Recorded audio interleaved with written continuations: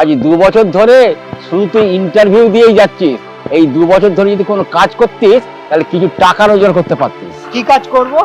তোর তো মাথায় একই জিনিস ঢুকে আছে, ব্যাংকে চাকরি করব, কোথায় বড় কোম্পানিতে চাকরি করব। তাহলে এত লেখাপড়া শিখে কি ঝাড়ুদারের কাজ করব?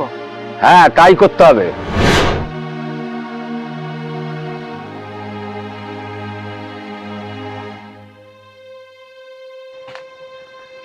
এই অমিত, এখানে বসে আছিস?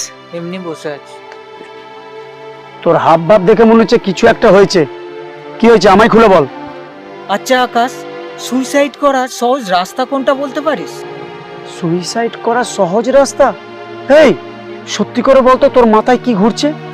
আমি ফেড আপ হয়ে গেছি আকাশ, আর আমার বাঁচতে ইচ্ছা করছে না। কি পাগলের মতন যাতা বলছিস?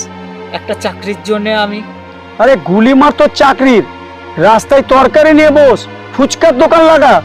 এত লেখাপড়া শিখে লেখাপড়া শিখে এইসব কাজ করা যায় না বোধহয়। আরে পৃথিবীতে কোনো কাজই ছোট নয়, কাজ কাজই হয়।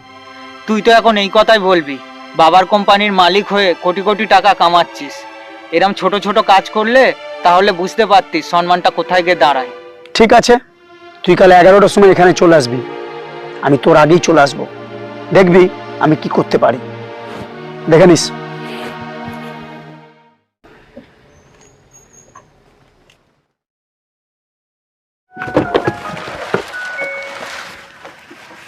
এদিকে আয়। ধর। কি করব এটা? কাগজ কুড়োবি। তোর মাথা খারাপ হয়ে গেছে? তোর মাথায় একটা ভূত চেপে বসে আছে না, যে লেখাপড়া শিখলে অফিস আদালতে কাজ করতে হবে।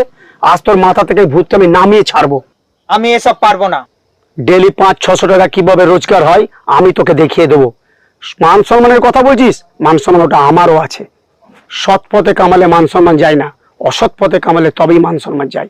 চল।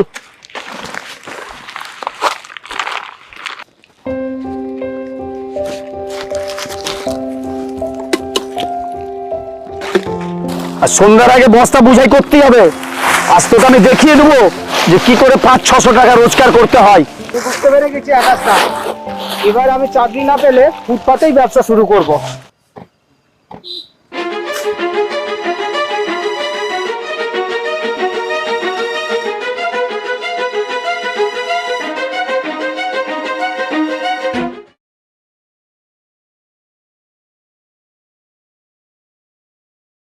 কি ব্যাপার বলো তো আকাশ দা, ওই বউটাকে দেখে ওরম ভয় পেয়ে গেলে কেন?